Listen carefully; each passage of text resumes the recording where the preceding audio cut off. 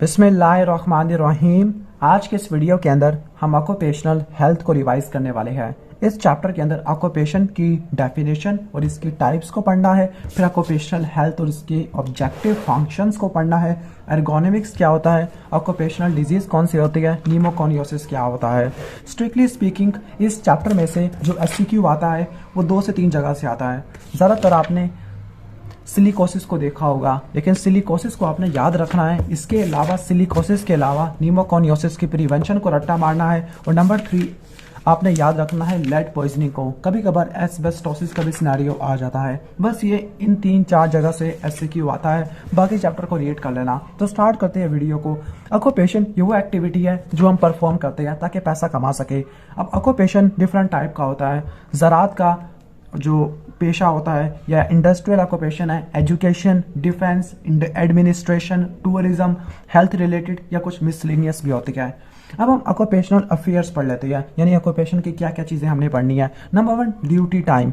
Duty time depend करता है कि कौन सा ऑक्यूपेशन है। लाइक एग्रीकल्चर का जो होता है ऑक्यूपेशन वो डे टाइम में किया जाता है, क्योंकि गांव के अंदर लाइट्स नहीं होती। इंडस्ट्री वाला उसको शिफ्ट में डिवाइड करते हैं, कुछ सुबह की शिफ्ट में काम करते हैं, कुछ रात की शिफ्ट में काम करते हैं। टाइमिंग 8 घंटे पर डे होती है। ओवर टाइम का मतलब है प्रोपोज टाइम और वर्क से ज़्यादा काम करना।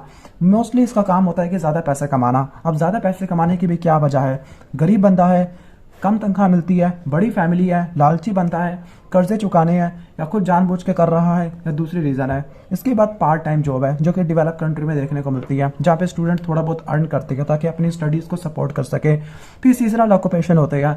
यहाँ पर सीजनल ऑक्यूपेशन की सबसे बड़ी एग्जाम्पल है बकरा ईद। यहाँ पे कसाई वगैरह आ जाते हैं। इसके बाद चाइल्ड लेबर है। चाइल्ड लेबर का बच्चों से काम करवाना, तो इसकी क्या वजूहत होती है? नंबर 1 पैसे नहीं है, या कोई अल्टरनेटिव नहीं है, लाइक स्कूल नहीं जा सकते, या पेरेंट्स इकोनॉमिकली पुअर है, या ऑर्फन है, एडिक्ट पेरेंट है, या भीख मंगर बैगरी है, ओके, या फिर पढ़ाई में वो अनइंटरेस्टेड है, या घर से भागा हुआ है। अब आती है ऑक्यूपेशनल हेल्थ। ये पब्लिक हेल्थ की वो ब्रांच है जिसके अंदर हम वर्क का हेल्थ ऑफ वर्कर के ऊपर, यानी काम का वर्कर के ऊपर और वर्कर का हेल्थ के ऊपर, ठीक है, ओके, हम इसको देखते होते हैं। यानी the study of effect of work and the working environment on the health of the worker and the health of the worker on his ability to perform work.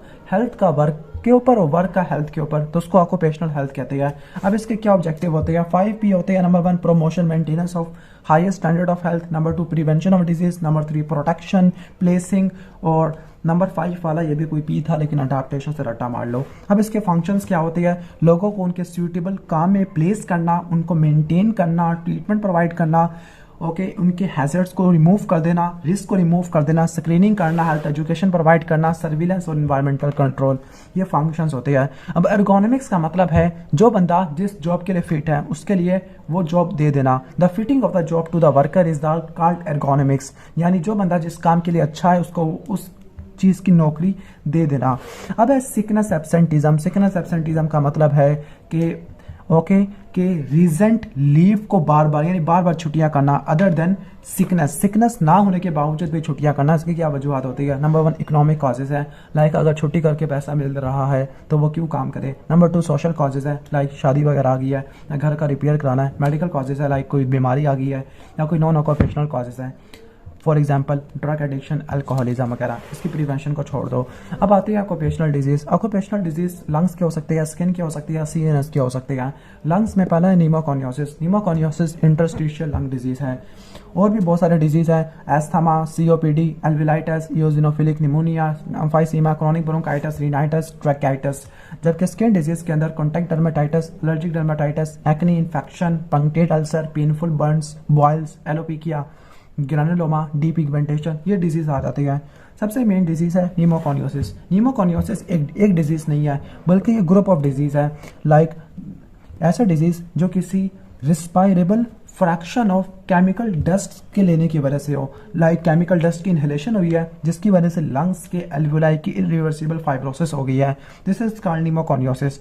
अब डिपेंडिंग अपॉन किस dust से हुई है, inorganic dust या organic dust. अगर silica dust की वजह से फाइब्रोसिस हुई है तो वो सिलिकोसिस होता है, कोल डस्ट से एंथ्राकोसिस होता है, एस्बेस्टोस से एस्बेस्टोसिस होता है, आयरन से सिट्रोसिस होता है। ये चारों इनऑर्गेनिक है। ऑर्गेनिक में केन फाइबर है जिसको बेगासोसिस कहते हैं, कॉटन डस्ट को बिसिनोसिस कहते हैं, टोबैको को टोबैकोसिस कहते हैं, ग्रेन डस्ट या हे डस्ट को फार्मर्स लंग्स कहते हैं। अब हम पहले पढ़ते हैं सिलिकोसिस। सिलिकोसिस के अंदर एक बात रट्टा मारनी है, यहाँ पे स्नोस्टॉर्म अपीयरेंस होता है एक्सरे के ऊपर, जबकि एस्बेस्टोसिस के अंदर ग्राउंड ग्लास अपीयरेंस होती है। ओके, खासतौर पर जो मैलिग्नेंट डिजीज होता है। तो सिलिकोसिस ये वो डिजीज है जो सिलिकॉन डाइऑक्साइड के फाइबर की वजह से होता है। ये रेत के अंदर होता है। तो ये माइनिंग के अंदर, क्वारिंग के अंदर, सैंडस्टोन, ग्रेनाइट की ड्रेसिंग में, पॉटरी में, सिरेमिक इंडस्ट्री में यूज होता है, ग्लास इंडस्ट्री में, सिलिका ब्लॉक्स बनाने में, एब्रेसिव सोप्स बनाने में, आयरन स्टील इंडस्ट्री वगैरह में इस्तेमाल होता है। अब पैथोजेनेसिस के बारे में बात करते हैं। सिलिका एक फाइब्रोजेनिक डस्ट है। जैसे ही इनहेल हुआ तो ये हार्ड नोड्यूल की फॉर्मेशन करता है और पेशेंट्स जिनमें सिलिकोसिस होती है तो उनमें ट्यूबरक्लोसिस होने के चांसेस काफ़ी ज़्यादा होते हैं। This is called silico tuberculosis. Chest X ray के अंदर आपको स्नोस्टॉर्म अपीयरेंस देखने को मिलती है। ओके, तो इसको आपने रट्टा मार लेना है, स्नोस्टॉर्म अपीयरेंस को। ओके, इसके बाद एंथ्राकोसिस है। एंथ्राकोसिस कोल डस्ट की इनहेलेशन की वजह से होती है। इसको मजीद दो में डिवाइड करते हैं, सिंपल एंड प्रोग्रेसिव। ओके, ठीक हो गया, कोल माइनिंग में देखने को मिलता है। अब जो सिंपल है, ओके, कहते हैं कि इसके 3 ग्रेड्स होते हैं depending upon size of nodule. इसके बाद मैसिव फाइब्रोसिस है जिसमें फाइब्रोटिक टिश्यू बन जाएगा अपर लोब्स के अंदर। ओके, और टीबीएस की कॉम्प्लिकेशन होती है। इस केस में क्या होता है, कफ और स्पूटम बनेगा, जो स्पूटम है वो काला हो जाएगा। This is called melanoptysis. Okay, और रात के वक्त ब्रेथलेसनेस, डिस्निया वगैरह होता है। एस्बेस्टोसिस के बारे में बात करते हैं। एस्बेस्टोस के वजह से होता है। एस्बेस्टोस सीमेंट इंडस्ट्री में होता है, ब्रिक लाइनिंग में होता है, ईंटों वालों में होता है, छत बनाने में होता है, माइनिंग दोनों में कॉमन है। ओके, आगे एस्बेस्टोस वाली मैन्युफैक्चरिंग वाले में और फायर प्रूफ टेक्सटाइल बनाने के लिए इस्तेमाल होता है। अब इसकी वजह से 4 डिजीज होती है। Number 1 benign pleural plaque, number 2 benign pleural effusion, number 3 progressive pulmonary fibrosis, number 4 malignant disease of pleura. Malignant disease of pleura के अंदर क्या होता है, ग्राउंड ग्लास अपीयरेंस है लोअर 2/3 ऑफ लंग फील्ड के अंदर। बस आपने इसको याद रख लेना है। इसके बाद बिसिनोसिस है जो कॉटन फाइबर के डस्ट के इनहेलेशन की वजह से होती है, जबकि बेगासोसिस शुगर केन डस्ट की वजह से होती है। ओके, और यहाँ पे लंग्स की मॉडलिंग होती है। फार्मर लंग मोल्डी हे या ग्रेन डस्ट की वजह से होता है। ओके, ठीक हो गया। और जो फंजाई का नाम है उसका नाम है माइक्रोपोलिस सफोरेनी, बड़ा अजीब सा नाम है।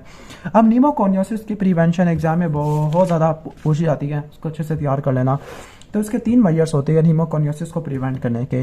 Number 1 medical, number 2 engineering, number 3 legislative. इसको याद रखना है एमएलए से। लाइक अगर आप एमएलए कर रहे हो तो मेडिकल मेजर, लेजिस्लेटिव और इंजीनियरिंग। मेडिकल का जो निमोनिक है वो ENPRH। A4 क्या करना है, application of ergonomics. Number 2 N for notification of disease and research. P4 proper medical facilities. R4 regular medical checkups. H4 health education. इसके बाद इंजीनियरिंग मेजर्स के अंदर निमोनिक है dice. D4 dust control. I4 isolation of process. V for ventilation. और ventilation जिस तरह anaesthesia 2 type का होता है, जनरल और लोकल, इसी तरह वेंटिलेशन भी 2 टाइप की होती है। Next E for environmental monitoring और S फॉर सब्सटीट्यूशन। लास्ट है लेजिस्लेशन। लेजिस्लेशन के अंदर आपने ऐसे कानून बनाने हैं जिसके अंदर आपने क्या करना है कि इनको छुट्टियां देनी है, प्रॉपर रिलीफ देना है, ट्रीटमेंट प्रोवाइड करना है। इसके बाद ऑक्यूपेशनल हैजर्ड्स ऑफ एग्रीकल्चर है। Okay, hazards of agriculture, physical hazard, toxic, zoonotic, mechanical और रिस्पिरेटरी। फिजिकल के अंदर क्या हो सकता है कि टेम्परेचर की वजह से हो सकता है, ह्यूमिडिटी की वजह से हो सकता है। टॉक्सिक में केमिकल्स आ जाती है, फर्टिलाइजर। ज़ूनोटिक डिजीजेस के अंदर लाइक ब्रुसिलोसिस, एंथ्रेक्स, टेटनस आ जाती है।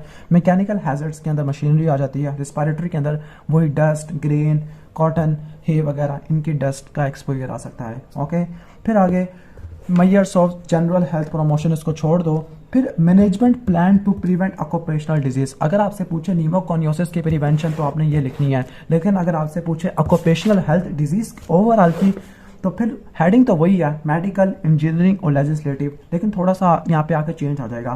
पहला pre placement examination, number 2 periodic examination, number 3 medical health care facility, फिर इसके बाद नोटिफिकेशन, फिर सुपरविजन है। ओके, फिर मेंटेनेंस एंड एनालिसिस है, फिर इसके बाद हेल्थ एजुकेशन है। इसको याद रखना किस तरह से है, इसको याद रखना है पेरिफेरल नर्वस सिस्टम, PNS से याद रखना है, PNS से। ओके, PNS और N से पहले M आता है, तो मेडिकल और हेल्थ केयर फैसिलिटी को भी रट्टा मार लेना। और मेडिकल एंड हेल्थ केयर है तो H से हेल्थ एजुकेशन भी आ जाएगा।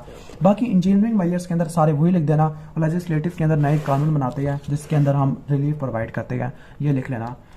अब लास्ट जो चीज़ है इस चैप्टर की वो है लेड पॉइजनिंग, प्लम्बिज्म। ओके, लेड के दो कंपाउंड्स होते हैं, ऑर्गेनिक और इनऑर्गेनिक। स्टोरेज बैटरी में इस्तेमाल होता है, ग्लास मैन्युफैक्चरर के अंदर इस्तेमाल होता है, पोल्ट्री वगैरह में इस्तेमाल होता है। अब मोड ऑफ एब्जॉर्प्शन क्या है? जो लेड है वो इनहेलेशन के जरिए हमारी बॉडी में एंटर हो सकता है। ओके, इसके अलावा ये इंजेक्शन के जरिए आ सकता है या स्किन सर्फेस से अब्जॉर्ब हो सकता है। और जो लेड होता है ये हमारे एंजाइम्स के सल्फाइड्राल ग्रुप पर जाके बाइंड करता है। अब क्लिनिकल पिक्चर के बारे में बात करते हैं तो इनऑर्गेनिक लेड की वजह से ABCDS हो जाएगा। A for anorexia, okay, A for abdominal colic या सिंपल कॉलिक वगैरह कह सकते हैं। Okay, B for blue line होती है, C फॉर कॉलिक कॉन्स्टिपेशन हो सकती है। Okay, D for drop, wrist drop और फॉर ड्रॉप, और S for stippling of RBCs। जबकि ऑर्गेनिक लेड की वजह से insomnia, headache, mental confusion, delirium वगैरह होता है। डायग्नोसिस किस तरह से होगा? हिस्ट्री, एग्जामिनेशन और लेबॉरेटरी टेस्ट। लेबॉरेटरी टेस्ट 4 है। कोप्रोपोरफाइरिन इन यूरिन, यूरिन के अंदर अमाइनो लिवोलिनिक एसिड होगा। ब्लड और यूरिन के अंदर लेड आएगा और RBC की बेसोफिलिक स्टिपलिंग होगी। प्रिवेंटिव मेजर के अंदर लेड को सब्सटीट्यूट कर दो, आइसोलेट कर दो। वेंटिलेशन का लोकल सिस्टम होना चाहिए, पर्सनल प्रोडक्शन होनी चाहिए, पीरियोडिक एग्जामिनेशन, हैंड वॉशिंग होनी चाहिए। ओके, और अगर एक मतलब पॉइजनिंग होगी तो एक्सपोजर साइड से निकालने के बाद सेलाइन पर्च देंगे जो कि अनअब्जॉर्ब्ड लेड को निकाल देगा, और चिलेटिंग एजेंट यूज़ करेंगे जो कि पेनिसिलमिन होगा। ओके, ठीक हो गया।